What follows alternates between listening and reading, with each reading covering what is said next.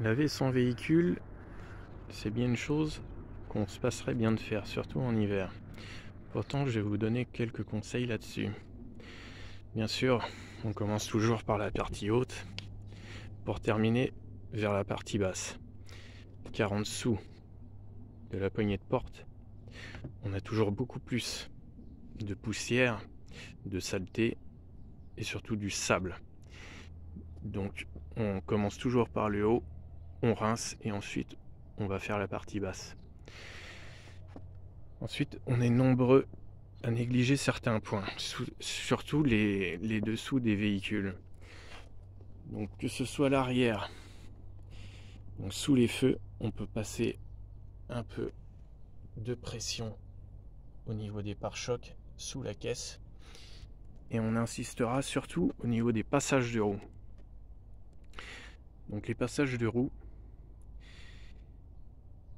ici on n'a pas de moquette, mais certains véhicules récents sont équipés de moquettes, ce qui est un véritable nid à boue, à poussière et surtout à humidité.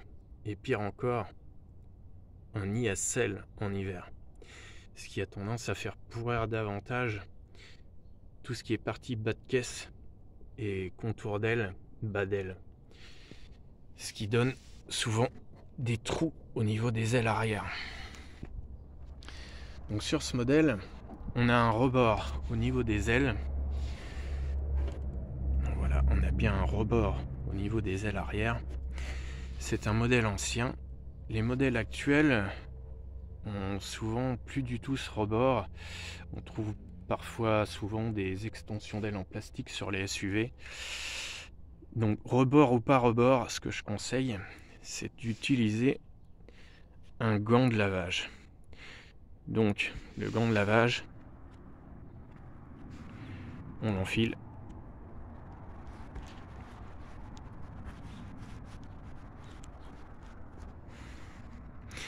Et l'avantage, c'est qu'il est pratique pour aller sous les ailes.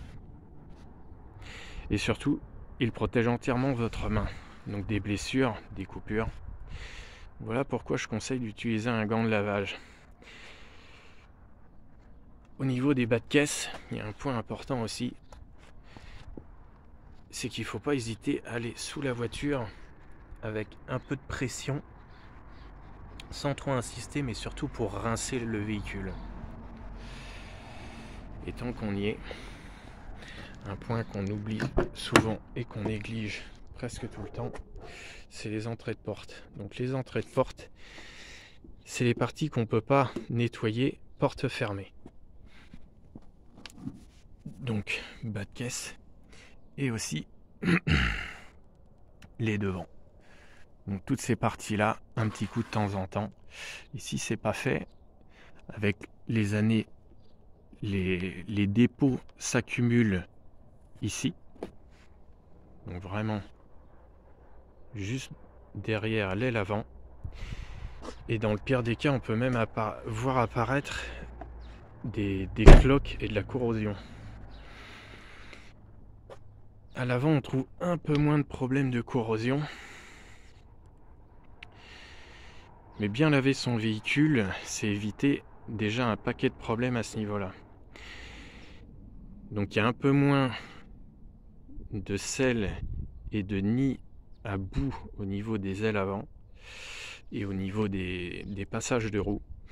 Mais il faut aussi bien nettoyer les passages de roues. Donc en principe, il n'y a pas trop à frotter, c'est surtout mettre de l'eau sous pression. Et un point que je tenais vraiment à rappeler, c'est que devant le véhicule, au niveau du pare-choc avant, donc parfois vous avez des anti-brouillards, parfois c'est des entrées d'air pour les échangeurs.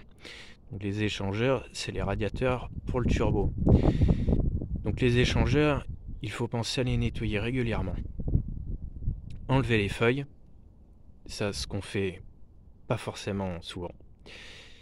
Et il faut savoir qu'un échangeur sale, plein de boue, qui devient un bloc de terre, fait diminuer les performances du véhicule. D'où l'intérêt de bien le nettoyer et d'y penser régulièrement. Ensuite, au niveau des radiateurs du véhicule, donc ce modèle n'est pas équipé de grille devant, il n'y a que quelques lames et on voit assez facilement donc le radiateur du véhicule. Pareil, il faut penser régulièrement à enlever les feuilles. Attention tout de même, car au niveau des radiateurs, que ce soit radiateur d'eau du véhicule ou échangeur ou radiateur de clim, tous les radiateurs sont en aluminium, ou presque tous, et ils sont très fragiles. Donc pas de Karcher trop près, pas trop de pression. On enlève les feuilles et on met juste un coup de jet d'eau de temps en temps pour les nettoyer. Ce qui enlève aussi tous les insectes qui viennent s'y coincer. Et bien sur ce, je vous dis au boulot.